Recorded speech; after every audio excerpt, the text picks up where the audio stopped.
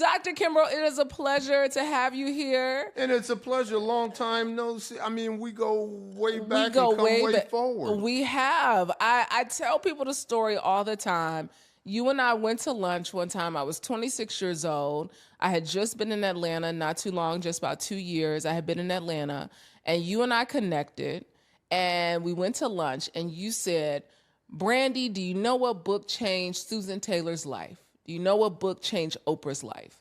It was Discover the Power Within You by Eric Butterworth. And that was the day that my life changed, because I went to Barnes & Noble's as soon as we left, and I went and got that book. And I've read it probably 5 times since. Wow. Yeah, Discover the Power Within, man. Religion tells us to look up, but spirituality tells us to look within.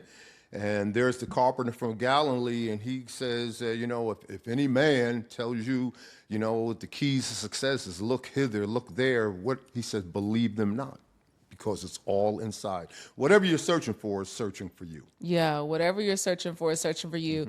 Dr. Kimbro, you have written 5 books. You have traveled the world, really learning the secrets of wealth, not just with Black people, but really all people around the world.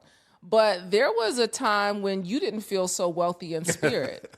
And I still feel that way when I get around my granddaughters, man.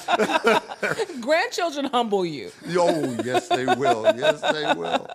So, but you had a moment when you were kind of down bad. And you were in this ballroom with all these great minds and great people, including famous Amos, Wally Amos, of Famous Amos Cookies. And he gave you some words that stuck with you. Yeah, and you really did your homework on that, because that was a time period. I had finished what was the transcript of Think and Grow Rich, A Black Choice, and I didn't know that it was going to be published. I mean, the universe threw it out there. And so W. Clement Stone, every year, the Napoleon Hill Foundation would have the gold medal dinner. And they would honor all the writers, all the speakers, all the, as you said, change agents, peak performers. And he said, Dennis, I'm going to fly you out there.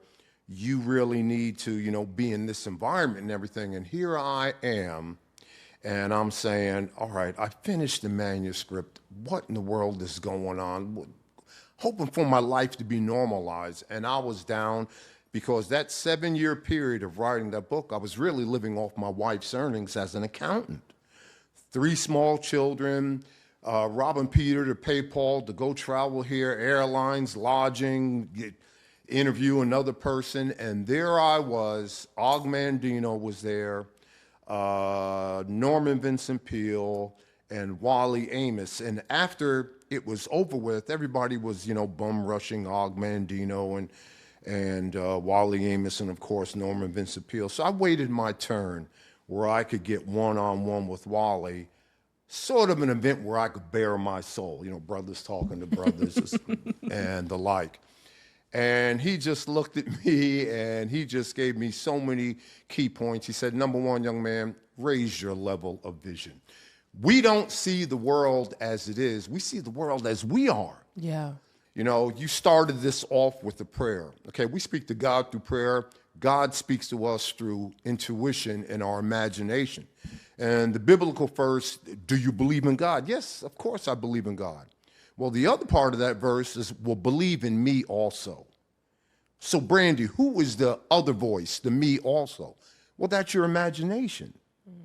And what he was trying to tell me, whatever thoughts, whatever visions you have in your mind, keep in front of your mind. And young man, all the good will come to you. Yeah. Just keep doing what you're doing. And so he gave me so many different tidbits of what he discovered over the course of his life. But it all goes back to what Wally said about the self-concept. Do you believe in yourself?